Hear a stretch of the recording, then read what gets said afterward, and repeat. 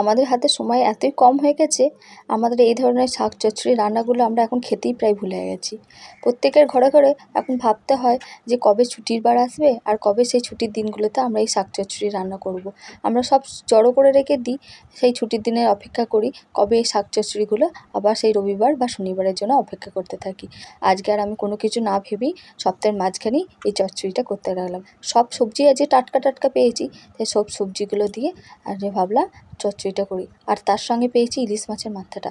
ইলিশ মাছের মাথা রবিবারের দিন ইলিশ মাছটা নিয়ে আসা হয়েছিল, আর মাথাগুলো আমি আলাদা করে দেরি করলাম না, অনেক দিন থেকে ইচ্ছা করছিল যে চচ্চড়িটা করব। তাই সব রকম সবজি জোগাড় হয়ে গেল, আর ওইদিকে ইলিশ মাছের মাথাটাও পেয়ে গেলাম। ইলিশ মাছের মাথা দিয়ে এই চচ্চড়িটা ভীষণ খেতে ভালো লাগে।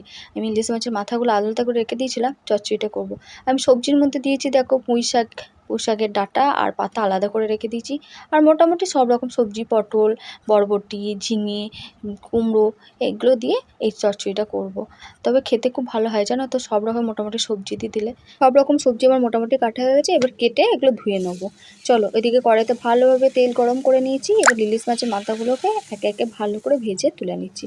তেল গরম করে সেই 5 ফোড়ন আর শুকনো লঙ্কা ফোড়ন দিয়ে কেটে রাখা কুমড়ো আর পুঁই শাকের ডাঁটা ভালো করে এখানে আমি ভেজে নেবো। একটা ভাজা ভাজা হয়ে যাওয়ার পর একে একে সমস্ত সবজিগুলো দেবো, দিয়ে একটু ভালো করে ভেজে নেবো। সবজি না ভাজলে এতে কাঁচাটা গন্ধ থাকে, তাই সবজিটা একটু হালকা ভেজে নিতেই হবে। প্রত্যেকটা সবজি একটু হালকা ভেজে নেবে তেলেতে। লাস্টের দিকে পুঁই শাকটা দিয়ে দেবে। পুঁই শাকটা লাস্টে দেওয়ার পর পরিমাণ মতো হলুদ, নুন, চিনি সব পরিমাণ মতো দিয়ে ঢাকা চাপা দিয়ে দেবে। আলাদা করে জল দেওয়ার কোনো প্রয়োজন নেই। যা জল বেরোবে সবজি থেকে সেই জলেতেই ভালোভাবে সিদ্ধ হয়ে যাবে, আলাদা করে জলের কোনো প্রয়োজন হবে না। তো ঢাকা দিয়ে চাপা দিয়ে আমি এখানে ভালো করে কষাতে থাকবো, কষিয়ে নিয়ে তারপর এদিকে মশলা করতে চলে আসলাম। 1 চামচ মতো সর্ষে দিয়েছি, 1 চামচ মতো তিল দিয়েছি, আর 2টো মতো শুকনো লঙ্কা দিয়েছি। ভালো করে একটা মিহি পেস্ট করে নিলাম। ওইদিকে মাছটাও ভেজে রেখেছিলাম, এখন মাছটা একটু হাতে করে ভেঙে নিচ্ছি। দেখো, ঢাকা চাপা দিয়ে দিয়েছিলাম বলে ভালোভাবে সিদ্ধ হয়ে গেছে। এবার মশলাটা দিয়ে মিনিট 5 মতো কষাতে থাকবো।